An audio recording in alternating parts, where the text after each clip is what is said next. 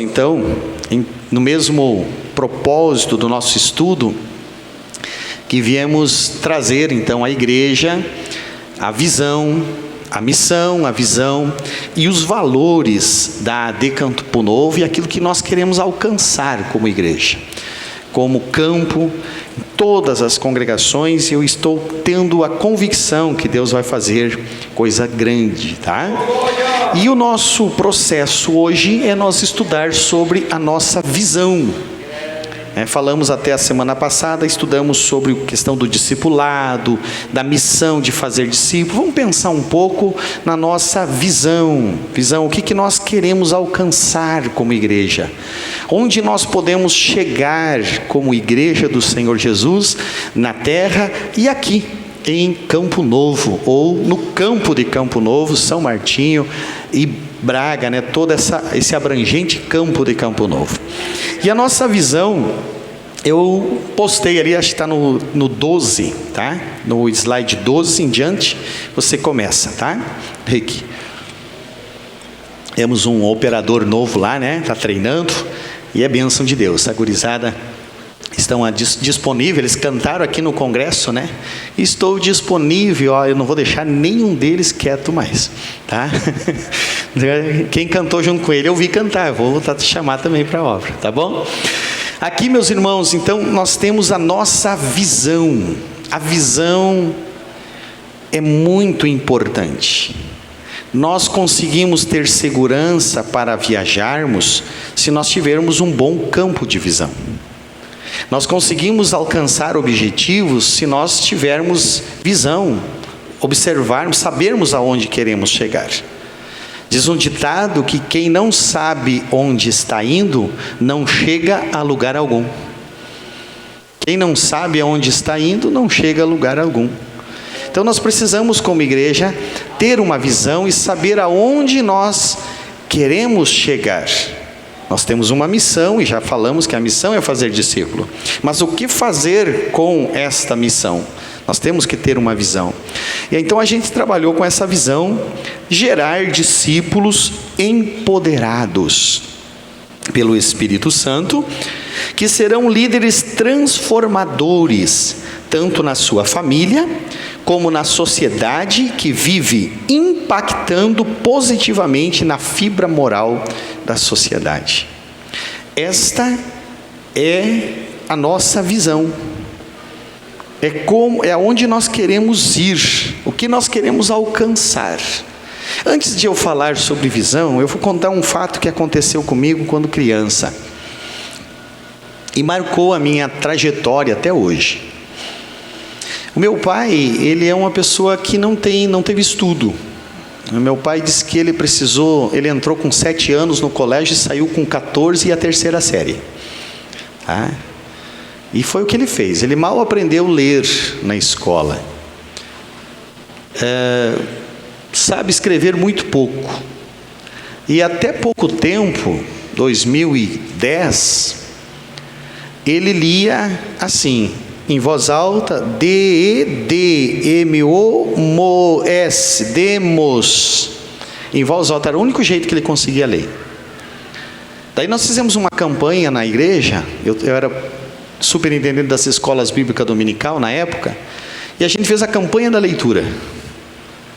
E nós dizia para o crente, leia, não interessa onde você estiver, mas leia, vamos ler, para você pegar a leitura, melhorar a leitura, pode ser Bíblia, pode ser livro, pode ser texto, pode o que for, jornal, mas leia.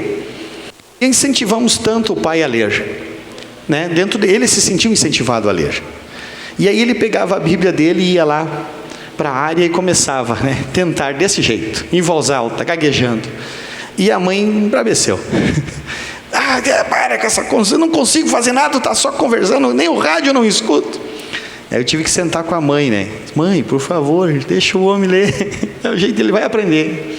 E hoje, o pai já leu a Bíblia várias vezes de capa a capa. Não lê mais soletrando. Se esforçou e alcançou o objetivo. Mas a história que eu vou contar para vocês foi antes disso. Eu era criança de 9 anos, 10 anos, e a gente veio morar de Vacaria para Três Passos. Quando nós éramos muito pobres, família muito pobre. Aí nós íamos morar em Três Passos, e a nossa casinha que tinha em Vacaria, com o terreno, o valor, vendendo ela lá, nós não conseguíamos comprar uma casa razoável em Três Passos. E aí a gente ficou uns 3 ou 4 meses, os 5, eu não me lembro, morando de aluguel, procurando uma casa, e por fim conseguimos alcançar lá no final do bairro Operário, na época, que eram uns trilhos, não era rua ainda, uma casa. E a casa era muito ruim, mas era o que deu, conseguimos comprar aquela casa. Os fundos, as paredes do fundo tinham roído, barro, batia barro ali, era madeira, então elas ficavam soltas, as madeiras. Nós entrávamos pelo buraco da casa, eu e o meu irmão. E a casa chovia mais lá fora, que lá dentro, que lá fora. Daí depois contaram para nós que o dono andava de bota de borracha e guarda-chuva no dia de chuva lá, dentro da casa. E o pai, nessa rudeza, nessa simplicidade, nessa incapacidade de ler, de escrever, ele fez uma coisa que mudou a nossa trajetória como família na questão financeira e organizacional. Porque ele reuniu meu pai, mãe, meu irmão mais novo, que tinha 5 para 6 anos, e eu. E ele disse: olha, meus filhos, aqui, nós compramos essa casa, era o que nós conseguimos. Estamos dentro dela, precisamos resolver esse problema da chuva, precisamos resolver essas paredes, e nós não temos condições. E ele disse: eu ganho de empregado 2 salários mínimos. A tua mãe, a mãe de vocês, ganha 1 salário mínimo de empregado. E o Amós vende picolé, que era o que eu fazia, comprei uma caixinha de picolé e fui vender picolé. Ele disse: olha, se nós se organizar assim, durante esse ano, era o início do ano, durante esse ano, o salário da tua mãe, da mãe de você ser para alimentação, nós vamos comer esse salário, e deu. O Amós vai trazer pão e leite para casa vendendo picolé. E eu vou pegar esses 2 salários e vou investir para arrumar a casa. E 2 final de semana por mês eu vou pegar serviço extra fora, e vocês vão me ajudar, as 2 crianças. E 2 final de semana por mês nós vamos trabalhar na nossa casa, para reformar. E se sobrar 1 final de semana no mês, é a nossa folga. Até o final do ano nós vamos tentar reformar a nossa casa. E foi assim algo fantástico, que nós abraçamos a ideia e trabalhamos. E aí chegou o inverno, eu não tinha picolé para vender, né? Não vendia picolé. Aí eu saía numa fruteira e comprava laranja de caixa e vendia em saquinho nas casas, 5 laranjas, 8 laranjas, 10 laranjas, e conseguia trazer pão e leite para casa. E o meu irmão e eu trabalhamos noite a dia, dia e noite e dia, com alegria. Não tínhamos feriado, não tínhamos final de semana, não tínhamos chocolate, não tínhamos nada. Mas em dezembro nós completamos, fizemos a parede dos fundos, reformamos de alvenaria, trocamos todo o telhado, até conseguimos fazer aquele negócio de lixar o assoalho e passar o sinteco aquele. E a casa ficou nova. Porque um homem rude, sem estudo, tinha uma visão. E ele conseguiu trazer um grupo de pessoas para a mesma visão. Então nós juntava centavinhos e fazia acontecer. Então eu trago para vocês uma visão. E nós somos muito mais do que 2 ou 4 pessoas. E não somos pobres mais. E somos filho do dono do ouro e da prata, daquele que tudo pode. Eu creio que Ele vai fazer algo grande, se nós tivermos um propósito em cima da mesma visão. E a visão, meus irmãos, que nós temos é muito fácil. Ela é trabalhosa, mas ela é fácil. Ela é desafiadora, mas ela é fácil. Porque o nosso objetivo é formar discípulos, é gerar, é engravidar, e depois gerar, e fazer nascer, e criar, e dar o leite materno, e trocar as fraldas, e cuidar bem dessa criança, até ela ficar saudável, é gerar. Mas gerar o quê? Gerar discípulos empoderados pelo Espírito Santo. Por isso que eu digo que é fácil, porque quem vai empoderar não somos nós. quem vai fazer a diferença é Ele. Amém? Então, meus irmãos, o primeiro passo que nós precisamos compreender de como fazer discípulos, o que é esse empoderamento do Espírito Santo.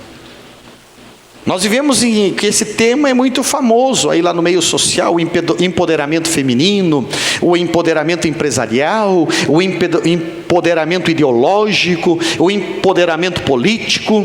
Mas qual é o empoderamento, o poder que o Espírito Santo, para que e como ele trabalha? Então nós vamos abrir a Bíblia em Atos capítulo 2. Atos. Vocês já leram esse livro? Com certeza todos esse mês, pelo menos esse mês, já leram o capítulo 2 e o versículo 42 em diante de Atos, porque eu fiz um pedido para vocês, né? Para vocês lerem o livro de Atos esse mês, né? Enquanto estamos estudando. E aí o 2 é o início, provavelmente 100% já leu, e alguns já leram mais que uma vez o capítulo 2. Queridos, olha só, 2:42 de Atos. E perseveravam na doutrina dos apóstolos e na comunhão e no partir do pão e nas orações. E em cada alma havia temor, e muitas maravilhas e sinais se faziam pelos apóstolos. Todos os que criam estavam juntos e tinham tudo em comum. Vendiam as suas propriedades e fazendas e repartiam com todos, segundo cada um tinha necessidade. E perseverando unânimes todos os dias no templo, e partindo o pão em casa, comiam juntos com alegria e singeleza de coração, louvando a Deus e caindo na graça de todo o povo. E todos os dias acrescentava o Senhor para a igreja aqueles que se haviam de salvar. Irmãos, aqui está um retrato de uma igreja empoderada. Aqui está o histórico de uma igreja que viveu um empoderamento do Espírito Santo. Se você observar, o capítulo 2 de Atos, ele começa contando: cumprindo-se o dia de Pentecoste, todos os que estavam reunidos no cenáculo foram cheios do Espírito Santo. E eles falavam novas línguas, e dali em diante surge então esse resultado do empoderamento da igreja pelo Espírito Santo, que é esse crescimento, esse perseverar, esse processo tão interessante, tão necessário, que a igreja precisa, nós como a igreja hoje precisamos aprender. Então, a primeira coisa que acontece para que haja o empoderamento é a ação de quem empodera, que é, quem que empodera a igreja é o Espírito Santo. Quem traz esse poder, esse dinamismo, e quem estava na ceia, eu comentei um pouco sobre isso, né? Sobre o dinamos, sobre o dínamo. Mas recebereis o poder do Espírito Santo que há de vir sobre vós, e ser-me-eis minhas testemunhas, tanto em Jerusalém, Judeia, Samaria e aos confins da terra. Ele está dizendo: ei, vocês vão receber um dinamismo, vocês vão receber algo que vai mexer dentro de vocês, e esse algo que vai mexer dentro de vocês, vai gerar em vocês um poder, uma força, uma capacitação de ser testemunha. Então quem faz esse empoderamento, quem vai trabalhar em nós é o amado Espírito Santo. Nós sim precisamos conhecer a palavra, nós precisamos entender o processo, nós precisamos estar na mesma visão, nós precisamos estar buscando junto, mas o agente não é a visão, o agente não é o Amós, o agente não é a Assembleia de Deus, o agente é o amado Espírito Santo. É Ele que vai empoderar. É Ele que vai trazer sobre nós esse poder, esse dinamismo, essa ação, que vai então capacitar eu e você de uma forma especial, para que nós sejamos uns discípulos poderosos, discípulos transformadores, para então nós entendermos. E como vem esse empoderamento? Como nós vamos alcançar esse empoderamento pelo Espírito Santo? Que ação eu preciso fazer para receber esse poder, esse dinamismo do Espírito Santo? Porque às vezes a gente pensa que tem alguma técnica, que tem alguma coisa que eu preciso aprender, que tem alguma sequência de ações que eu preciso fazer, alguma doutrina, algum costume. Não. Vamos ver um cara muito empoderado na Bíblia. Gênesis capítulo 6 e versículo 9. Gênesis capítulo 6 e versículo 9. Você pega a tua Bíblia, abre ela, ou vai no celular, né? E lá está a história de alguém muito empoderado na Bíblia Sagrada. Deixa eu ver se eu acho aqui, Gênesis capítulo 6 e versículo 9. E vocês todos conhecem muito bem a história desse homem, por isso que eu vou citar só o 9. O 9 diz assim: e estas são as gerações de Noé. E Noé era varão justo, reto em suas gerações. Noé andava com Deus. Pensa num cidadão empoderado, porque ele recebe uma missão de salvar a sua família. Salvar a sua família. Irmãos, a primeira igreja que eu tenho é a minha família. E a missão minha é de salvar a minha família. E Noé, ele vivia nesse contexto, e olha o contexto de vida, olha como andava Noé. Observe que se você olhar no capítulo 6, versículo 1, e aconteceu que como os homens começaram a multiplicar sobre a face da terra, e nasceram filhas e deram filhos, e os filhos eram formosos, e conta aquela história, e aí no 3, então disse o Senhor: não contenderá mais o meu espírito para sempre com os homens, porque ele também é carne, porém os seus dias serão de 120 anos. E aí ele dá a data, e ele diz assim: olha, dei um tempo para os caras morrer, eu dei uma estrutura para os caras, mas não adianta, eles continuam perversos.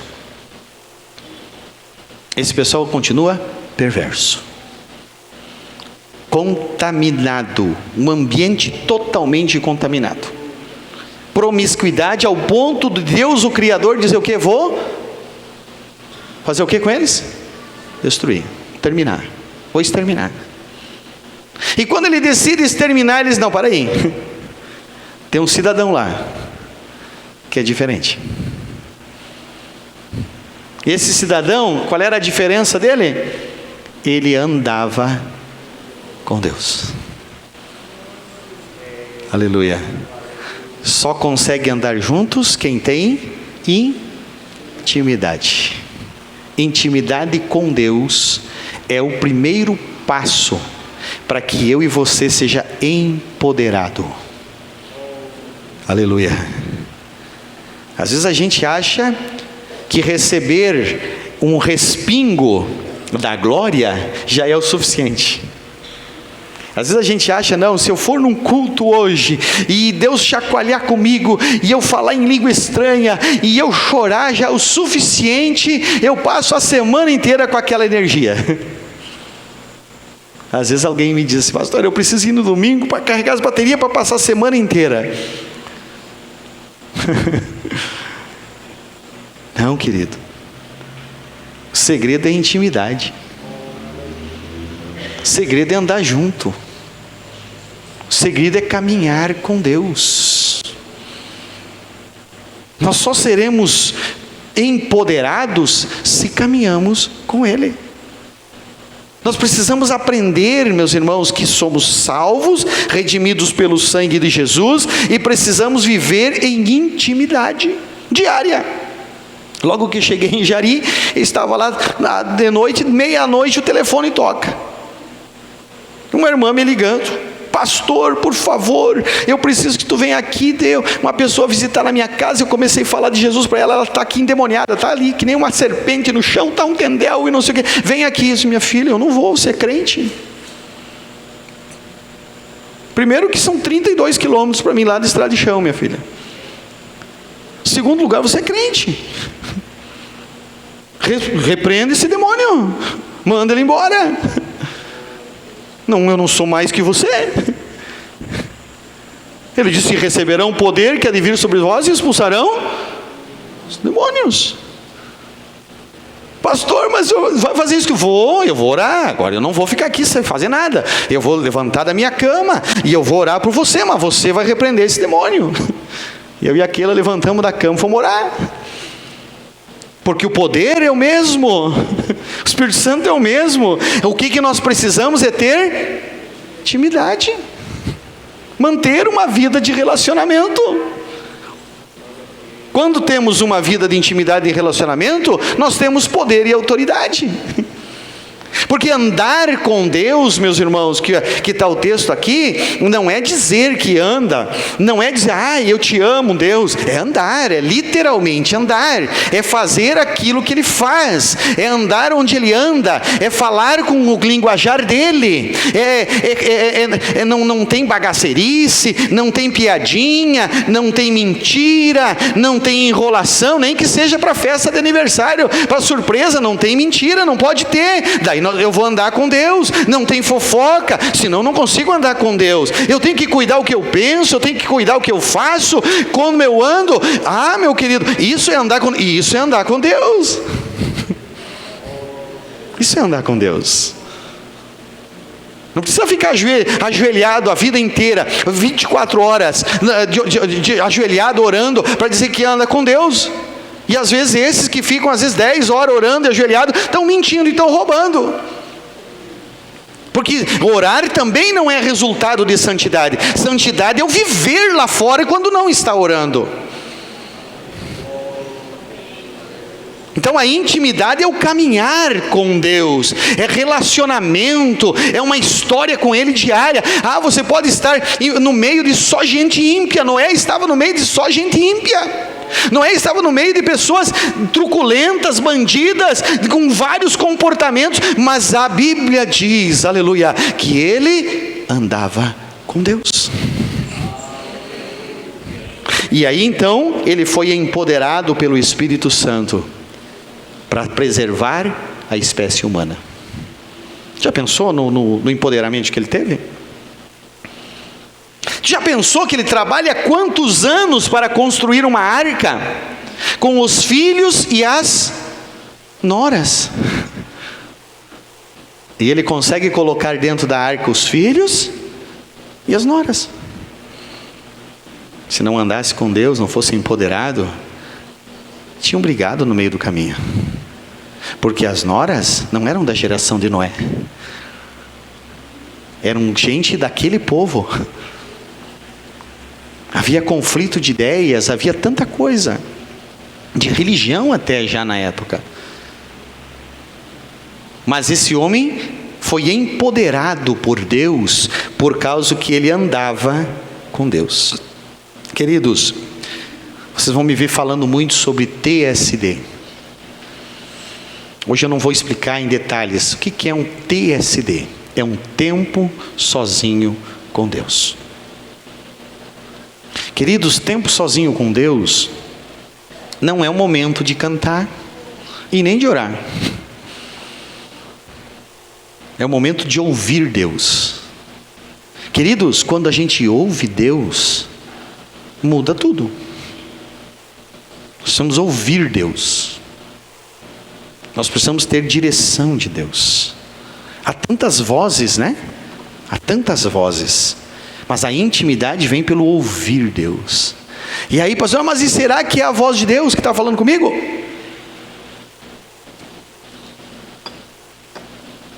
Como é que eu sei? Quando a gente escuta uma voz seguidamente, né? O Matias pode dar um grito, pode ligar no telefone convencional, que nem existe mais, lá sem identificador de chamada, e dizer: mãe, Ariane já sabe que é o Matias. Porque tem intimidade. Quanto mais você ouve a voz de Deus, mais você tem convicção que é a voz dele. O inimigo pode vir com tantas flechas incendiárias, mas tua mente vai filtrar. Não, essa aí não é. Essa não é a voz do papai. Aleluia. Tempo sozinho com Deus. Mas Deus fala como? A sua palavra. Eu vou ler a Bíblia para ver o que eu vou pregar amanhã, que eu estou na escala. Leia a Bíblia para ti, querido. O que Deus vai fazer comigo aqui? O que Deus quer me revelar aqui para mim? A Bíblia é um livro para ajustar a minha conduta. A Bíblia é um livro para orientar a minha caminhada. A Bíblia é um livro para gerar em mim mais fé. A Bíblia é o livro que me dá a referência do meu viver.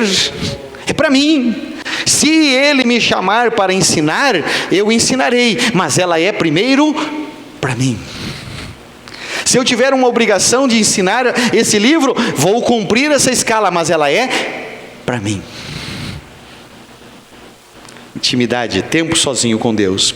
Agora o empoderamento, então, ele vem pela intimidade com Deus, pelo tempo que você tira na presença dEle, para o tempo de comunhão que você gera com Ele, para o tempo que você se santifica para Ele.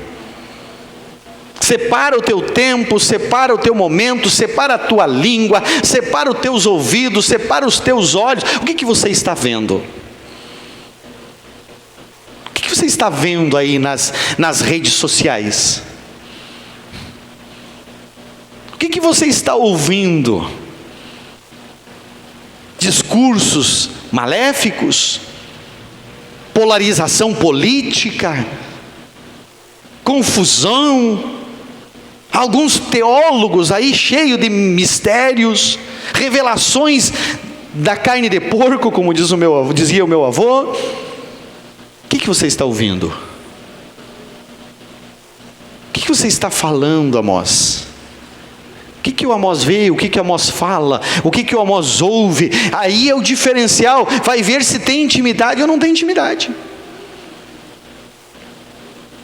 E isso, sem intimidade, não tem empoderamento. Sem intimidade com Deus, não há poder do Espírito Santo. Pode até ter frenesia, alegria, mas fica nisso. E nós precisamos de ser empoderados, ter poder. Agora, o que gera esse empoderamento? A primeira coisa que gera é transformação. A primeira coisa que o empoderamento gera é transformação. Pedro era um homem rude, chamado de Simão. Simão era aquele que balança, aquele que não tem uma firmeza, a pessoa variável, vacilão. Mas ele recebe esse empoderamento, o poder do Espírito Santo, e na hora de crise da igreja, na hora que dá o barulho, estavam tudo escondido e o povo chega e era decisivo, ou sai alguém para fora e toma uma atitude e prega para aquele povo, ou aquele povo era morto à espada pelos soldados e terminava a inauguração da igreja primitiva. Mas ele foi transformado. Aleluia. Ele tirou 10 dias de intimidade com o Pai, apenas 10 dias. 370 pessoas desistiram, porque 500 viram Jesus ser ressurreto, e aqueles 500 ouviram dele: vocês voltem para Jerusalém, não saiam de lá, até que do alto sejam revestidos de poder. Aleluia. 300 e poucos desistiram. 380 mais ou menos foram para casa um dia antes, 2 dias antes, 3 dias antes, mas 120 estavam lá. E Pedro sai dali transformado. O Pedro vacilão não titubeia. Ele levanta, sai à porta do cenáculo e diz: varãos, o que vocês estão vendo aqui é aquilo que o profeta, aleluia, que começa o seu discurso e prega uma palavra poderosa, e 3.000 almas creem no Senhor Jesus Cristo através daquela mensagem. Empoderamento gerou transformação, gerou mudança de hábito nele, gerou mudança de costume nele. Por isso que diz, capítulo 2, nós estamos recém estudando 2 de Atos, né? Vamos voltar lá? Atos 2 e 42 em diante. Olha lá.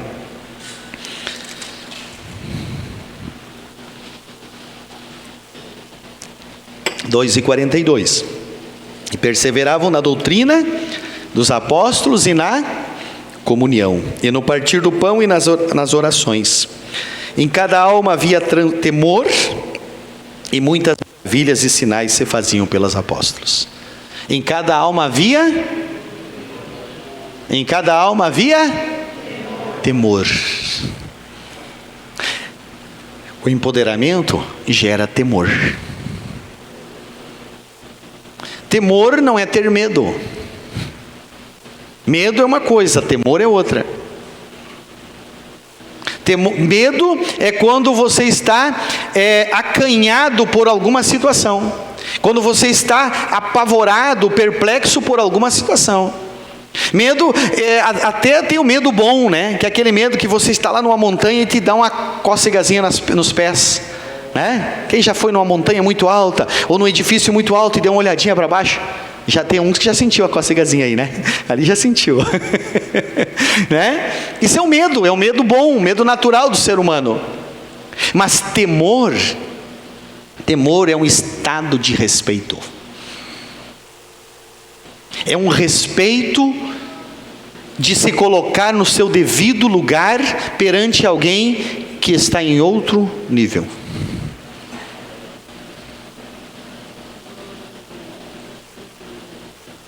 E diz que a cada alma havia temor.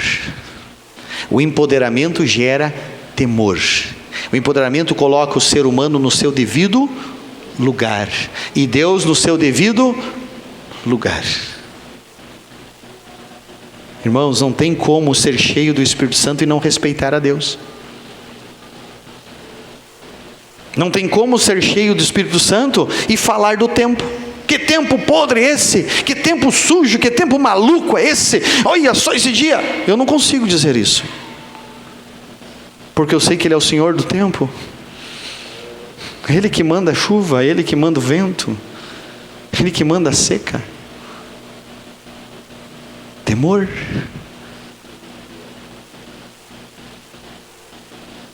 Será que eu consigo respeitar a Deus? Às vezes a gente respeita a Deus aqui, né? Senta bonitinho, não fala besteira. Guri, não corre que tu está dentro da igreja. A gente usa isso, né? E lá fora, nos nossos negócios, tem temor?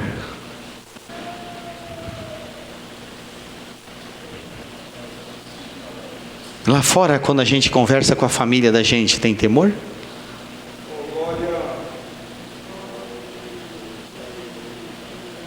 Lá fora, quando alguém erra um valor financeiro diferente e cai na tua conta, tem temor?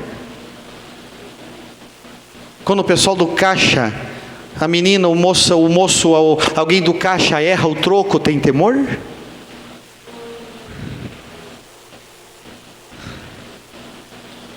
Aleluia.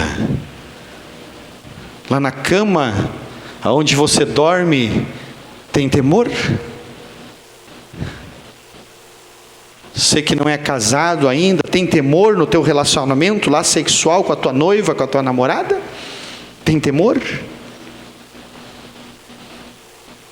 É respeito?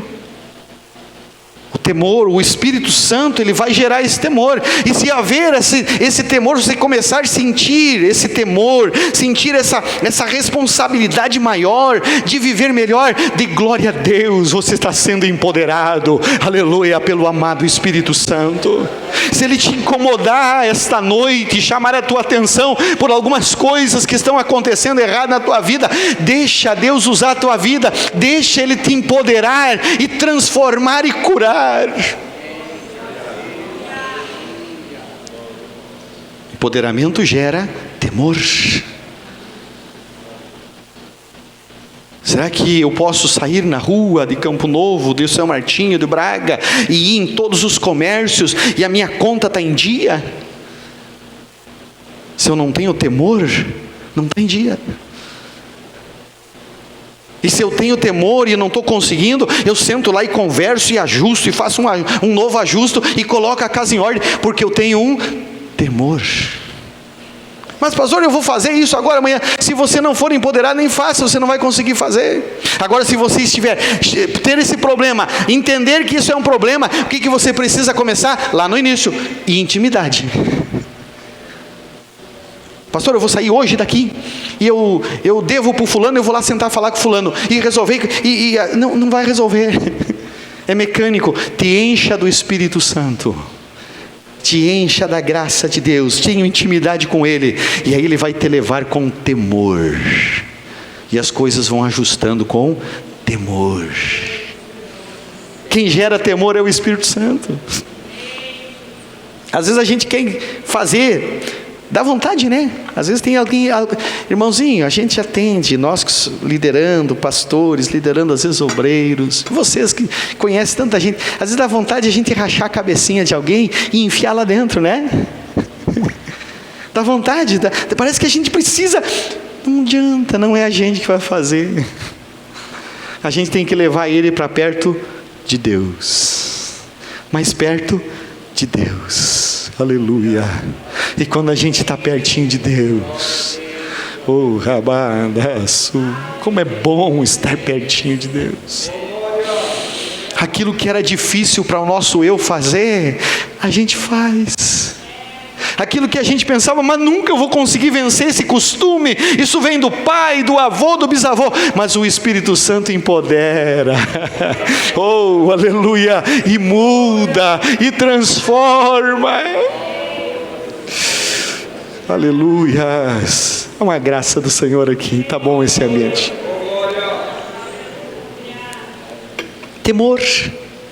E aí, meus irmãos, quando nós juntos, cheios do poder do Espírito Santo, cheio desse empoderamento, é natural que nós vamos dar fruto. E diz o texto ali, no final do versículo 47, eu acho que é, né? 2:47, louvando a Deus e caindo na graça de todo o povo, e todos os dias acrescentava o Senhor à igreja aqueles que haviam de salvar. Amém? Primeira coisa, meus irmãos, quando uma igreja passa a ser empoderada, as pessoas da volta começam a enxergar transformação nas pessoas da igreja. Depois as pessoas da volta começam a ver que a igreja tem temor de Deus. As pessoas da volta dizem, não, é isso que eu quero.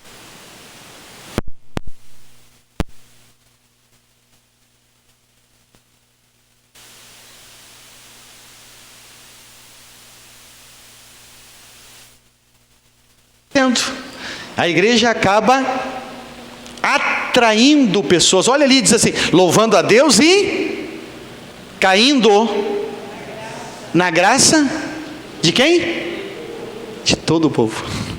Jerusalém inteira dizia, é lá que nós queremos estar, é com aquela gente que a gente quer viver, é com o que eles fazem que nós queremos fazer, os resultados que eles têm é o que nós queremos para nós.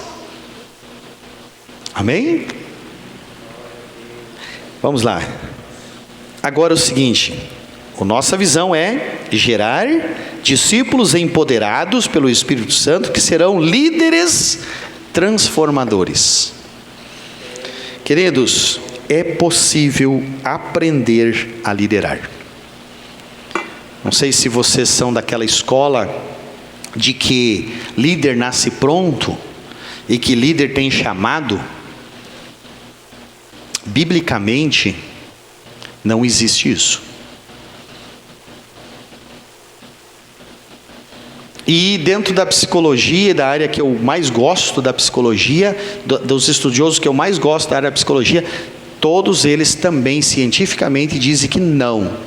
Líder não tem chamada e não tem perfil. Líder se faz. Líder se fabrica. Líder se aprende a ser. Se você quiser ser líder, você aprende a liderar. Liderar, então, é possível aprender. É possível aprender a liderar. Por que nós precisamos de líderes? Porque nós precisamos de gente que tenha a capacidade de liderar, de caminhar. O que é um líder? Líder é aquele que caminha na frente dando exemplo aos outros. Líder é aquele que faz primeiro. Líder é aquele que começa, que tem e vai atrás. Não é aquele que está empurrando, que está falando, que está sentado em um canto. Líder é aquele que tem o seu exemplo para dizer, pode fazer, dá certo. E eu sempre digo que todo ser humano, aonde ele está, ele causa influência, ou positiva ou negativa. Mas ele causa influência. Então você precisa, eu e você precisamos saber que é possível aprender a liderar. Segundo lugar, é ter coragem de dizer, Senhor, me ensina a ser uma liderança, aonde eu vivo, aonde eu estou, e uma liderança positiva, transformadora. Uma liderança transformadora. Aleluia. Irmãos, nós precisamos fazer isso. Nós precisamos ser lideranças transformadoras. Eu convivi com pessoas e trabalhei com pessoas que quando eu cheguei no ambiente, o ambiente era de farra, o ambiente era de festa, o ambiente era de prostituição, o ambiente era de tanta coisa, de bebedeira. Mas quando foram me conhecendo e convivendo comigo, eu continuei no ambiente deles, mas eles aprenderam a me respeitar. E nas viagens que eu estava junto, não iam para boate. Nas viagens que eu estava junto, não iam para farra. Nas viagens que eu estava junto, a nota fiscal do almoço era o valor do almoço. Não era 1 centavo a mais, não era nada a mais. A diária que recebia era aquela mesma, não tinha sobrediária. Não que eu seja alguma coisa, mas porque um dia o amado Espírito Santo mudou o meu viver. Aleluia. Mas nós precisamos ser transformadores. E não precisamos estar pregando, escrevendo na testa que somos líder transformador. Não precisa estar aparecendo no nosso status, ou aonde for que, nós somos isso, nós somos aquilo. Ei, eu e você, cheios do Espírito Santo, mudamos o ambiente onde estamos.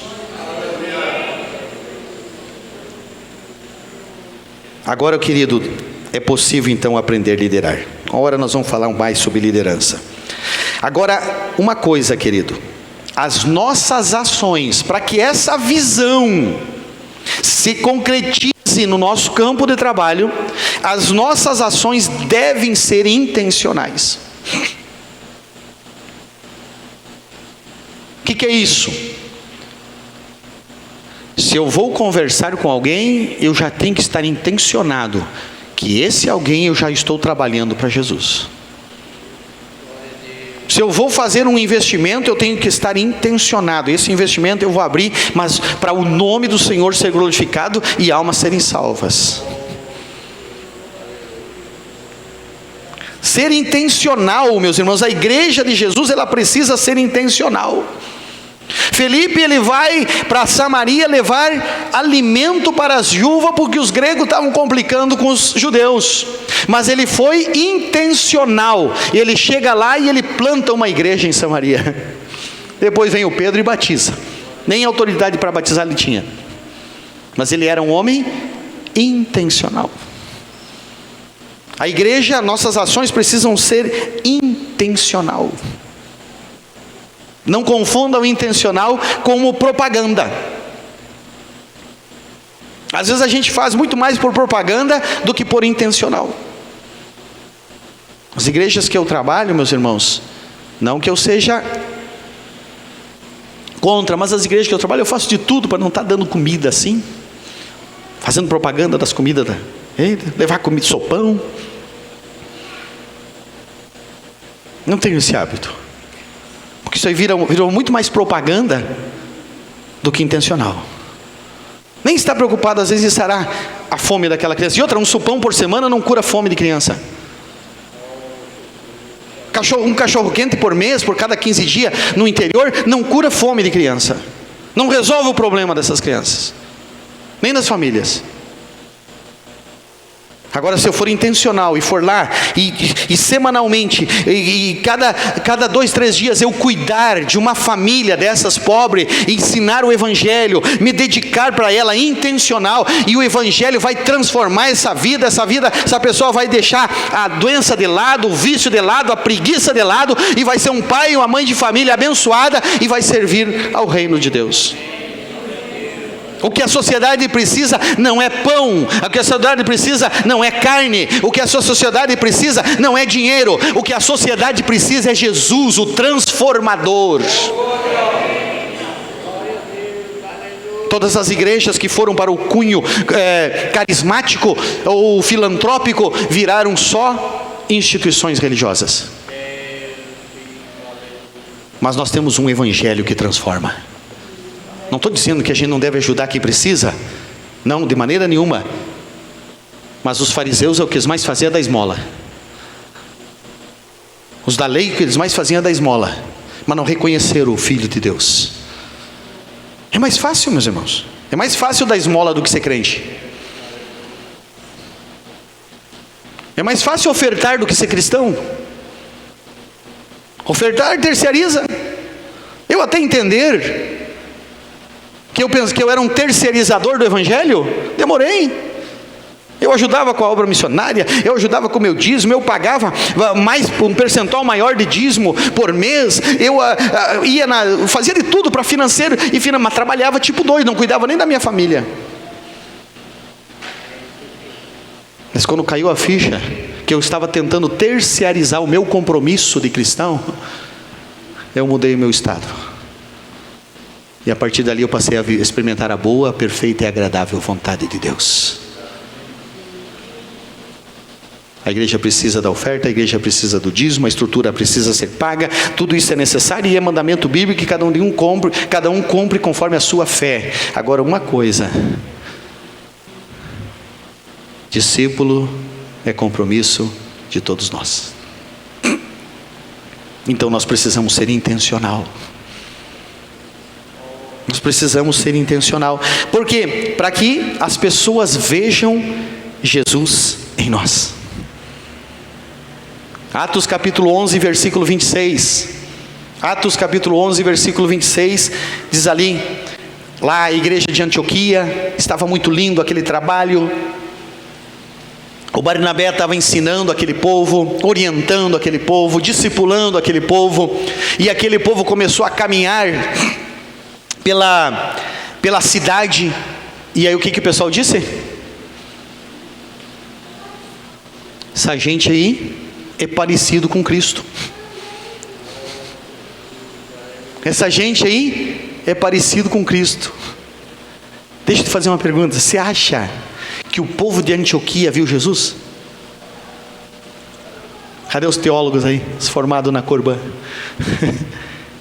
O povo de Antioquia viu Jesus? Presenciou Jesus vivo? Não. O evangelho chegou em Antioquia depois. Era lá distante, não tinha nada a ver. Era uma colonização totalmente grega. Não tinha nada a ver com o judeu. E como é que eles sabiam que aquela gente era parecida com Cristo? Pela conduta, pelo comportamento, pelo que falavam, pelo que viviam. não era pelo rosto, não era pela roupa, não era por nada disso, porque eles nem tinham, não existia filmadora na época, não existia foto na época, não existia como dizer que jeito era Jesus. Eles viam um comportamento, dizer, ei, passou por aqui a história de um homem que viveu em Jerusalém, Judeia e os seus arredores, e as suas ações eram amor, as suas ações eram cuidado, as suas ações eram uma vida libada, um caráter, e essa gente, aleluia, que está aí na volta, são igual a ele.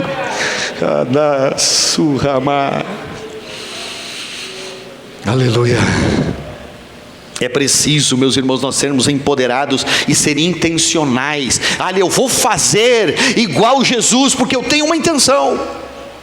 Qual é a intenção? Fazer discípulo. Qual é a intenção de Paulo? Que ele dizia, sede. Por que eu imito Cristo? Paulo estava dizendo, por que eu imito Jesus? Para ganhar o céu? Não. O céu não é por imitar Jesus que eu vou ganhar o céu. A salvação não é porque eu imito Jesus que eu vou ganhar a salvação. A salvação eu já ganhei.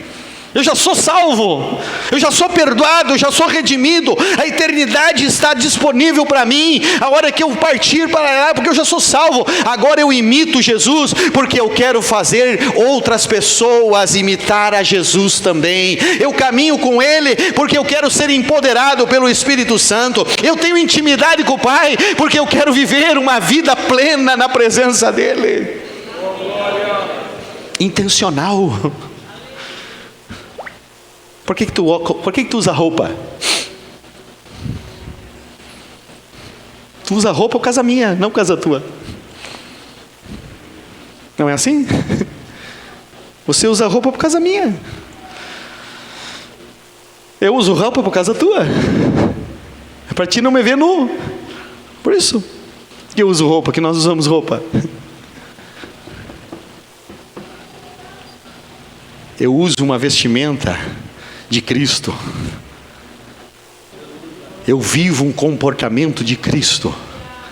Eu ando tentando ser parecido com Cristo por causa tua, por causa de quantos que ainda não conheceram a Cristo. Eu preciso atrair pessoas para Cristo, eu preciso levar pessoas a Cristo, eu preciso fazer com que pessoas conheçam a Cristo, eu preciso salvar o quanto for possível na minha volta. Nós vemos ali Noé batendo martelo, Noé cortando madeira, mas dizendo, escapem, porque virá a destruição.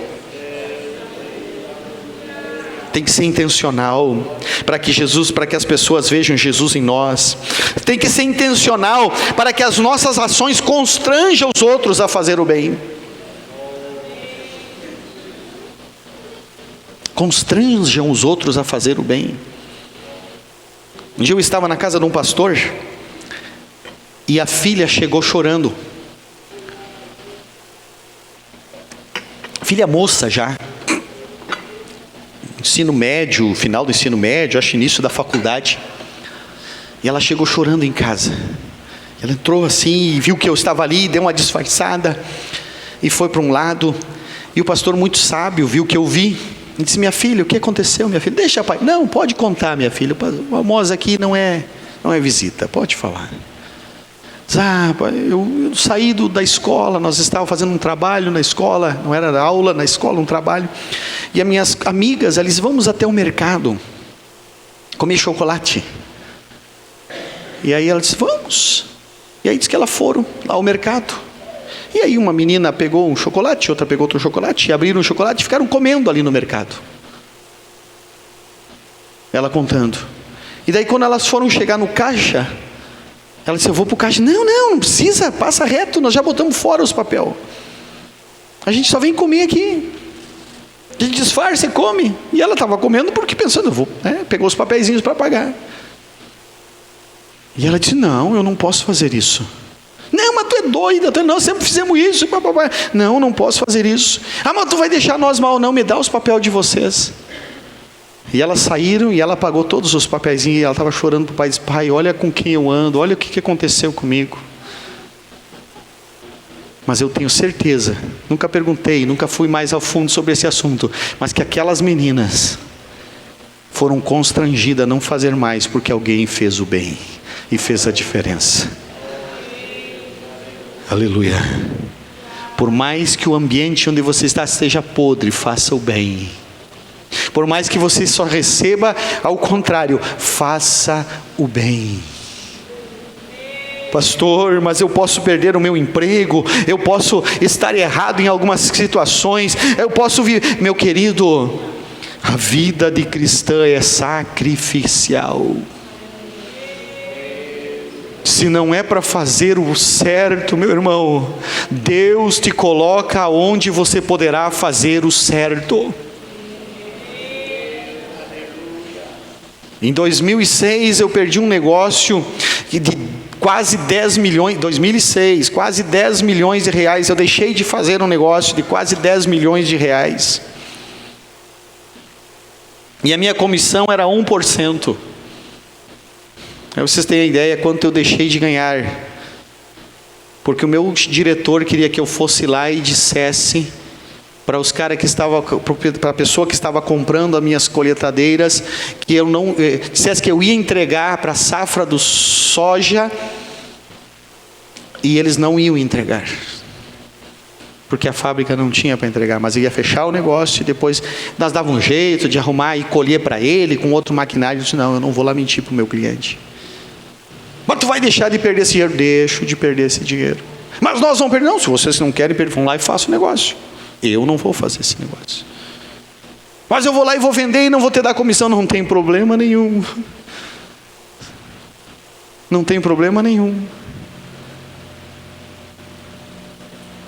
Quanto vale a tua fidelidade?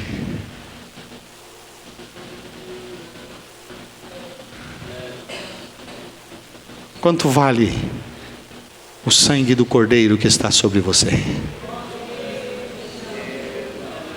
Aleluia.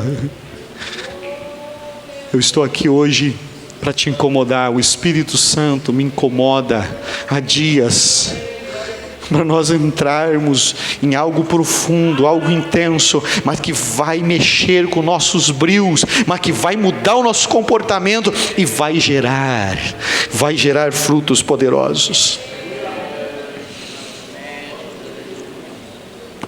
O tempo se foi. Nossas ações precisam ser intencionais para que sejamos faróis. Sabe para que serve um farol, né? Farol está lá próximo do mar, geralmente onde tem penhascos, para anunciar que ali tem terra, para aquele viajante que está no mar cabuloso, no mar agitado, no mar escuro, dentro do seu, pilotando o seu navio, pilotando o seu barquinho, e ele está lá olhando, lá tem um farol, aquele lugar tem terra, aquele lugar tem pedregal, mas eu preciso me cuidar, mas tem uma referência. Farol é uma referência que traz segurança. Farol é uma referência que traz tranquilidade ao caminhante. Aleluia. Eu tenho a plena convicção, meus queridos, eu tenho a plena convicção, que você que está me escutando aí, de que há viajantes no mar desta vida, em barquinhos tenros, e que não estão enxergando nada no mar, estão preocupados, estão às vezes extenuados, mas você, aleluia, pode ser o farol para esse pobre viajante no mar desta vida que precisa de uma referência. Você pode e deve ser um farol. Se nós assim convivermos, se nós compreendermos isso, se a nossa visão for essa, meus queridos, pode ter certeza, aleluia, que esses bancos ficarão poucos. Pode ter certeza que o impactará na fibra moral da sociedade. Pode ter certeza que aquilo que era errado vai começar a ajustar. Pode ter certeza que a administração vai mudar, a administração política, administrativa vai mudar. Pode ter certeza que os recursos serão bem empregados, Se nós fizermos a diferença, se nós, a igreja do Senhor, se levantar como um farol, aleluia, eu tenho certeza que o ambiente lá fora muda. A igreja não precisa fazer campanha para A, para B, para político X, para político assado. A igreja não precisa se envolver na polaridade política brasileira. A igreja precisa ser profeta nesse tempo, aleluia. A igreja precisa fazer a diferença no seu viver. E a fibra moral da sociedade vai mudar. Aquela régua baixa de comportamentos dos seres humanos vai mudar para uma régua mais alta. E o povo vai olhar e vai dizer: ei, tem gente que está fazendo a diferença. Eu creio nisso, você crê? Aleluia, eu quero, levante, vamos ficar em pé e eu quero profetizar para você. Oh, aleluias. Aleluias, Deus está disposto a empoderar você, mas não empoderar para que somente você sinta uma presença, não empoderar para que somente você cante diferente, não empoderar somente para que você chore nos cultos, mas para que lá, aonde estão os pecadores, precisando de mim e de você, lá eu e você faça a diferença. Aleluia, eu quero profetizar para você, meu querido, que aonde você estiver, você será um canal de bênção, de transformação. Você crê nisso? Você quer estar nesta visão? Você compreende que esse é o processo? Você quer uma cidade melhor para viver, meu querido? Você quer um Campo Novo melhor, um São Martinho melhor, um Braga melhor? Se você quer um melhor lugar para os teus filhos, para os teus netos, aleluia, depende de mim e de você mudar a fibra moral dessa sociedade.